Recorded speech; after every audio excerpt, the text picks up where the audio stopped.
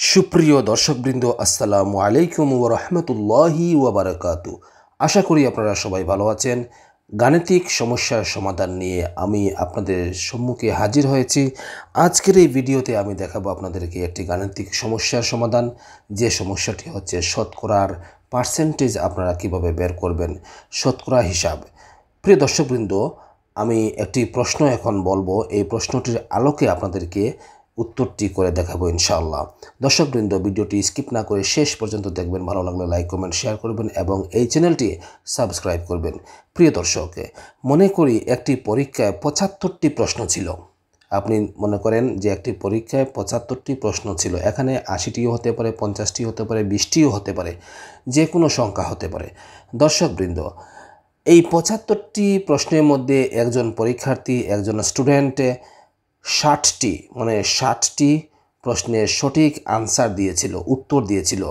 এখন সে শতকরা কতটি প্রশ্নের উত্তর দিয়েছিল, সেই পার্সেন্টেজটি আপনি এখন বের করতে হবে। তাই আমরা এই যে ক্যালকুলেটর দেখছেন আপনি, এই যে ক্যালকুলেটর, এই ক্যালকুলেটরের সাহায্যে এই গাণিতিক সমস্যাটির সমাধান করব ইনশাআল্লাহ। দর্শকবৃন্দ, আমরা প্রথমে লিখব যে সে কতটি প্রশ্নের সঠিক আনসার দিয়েছিল। এখানে সে ৭৫টি প্রশ্নের মধ্যে ৬০টি সঠিক আনসার দিয়েছিল। এই ৬০ আমরা প্রথমে লিখব। এই যে দেখুন 6, এই যে দেখুন 6, তারপর এই যে 0, ৬০টি সে সঠিক আনসার দিয়েছিল। এবার আমরা এই ৬০ সংখ্যাটিকে ১০০ দ্বারা গুণ করব। ১০০ হচ্ছে আপনার শতকরার যে পার্সেন্টেজ ১০০, এই ১০০ ছাড়া আপনি শতকরার কোনো অঙ্কই করতে পারবেন না। দর্শকবৃন্দ, এবার আমরা পূরণ চিহ্নতে মানে গুণ চিহ্নতে একটা বার প্রেস করব। এই যে গুণ চিহ্ন দেখতে পাচ্ছেন ক্যালকুলেটরের মধ্যে, এই গুণ চিহ্নতে প্রেস করব। করার পর আমরা শতকরা ১০০ লিখব। 100, ১০০, এই যে দেখুন ১০০। এবার আমরা কি করব, এবার আমরা এই সমান চিহ্নতে প্রেস করব। এখানে দেখুন, এই যে দেখুন সমান চিহ্ন রয়েছে, এখানে আপনি একবার প্রেস করবেন। প্রেস করার পর আপনার রেজাল্ট চলে আসবে ক্যালকুলেটরের ডিসপ্লেতে ৬০০০। এই ৬০০০ সংখ্যাকে আমরা এখন কি করব, পার্সেন্টেজে পরিণত করব। এবার আমরা পার্সেন্টেজ কিভাবে করব, এই প্রশ্ন হচ্ছে আপনার ৭৫টি। এই ৭৫ দিয়ে এই ৬০০০কে আমরা ভাগ করব। দর্শকবৃন্দ, এখানে দেখুন ভাগ চিহ্ন রয়েছে ক্যালকুলেটরের মধ্যে।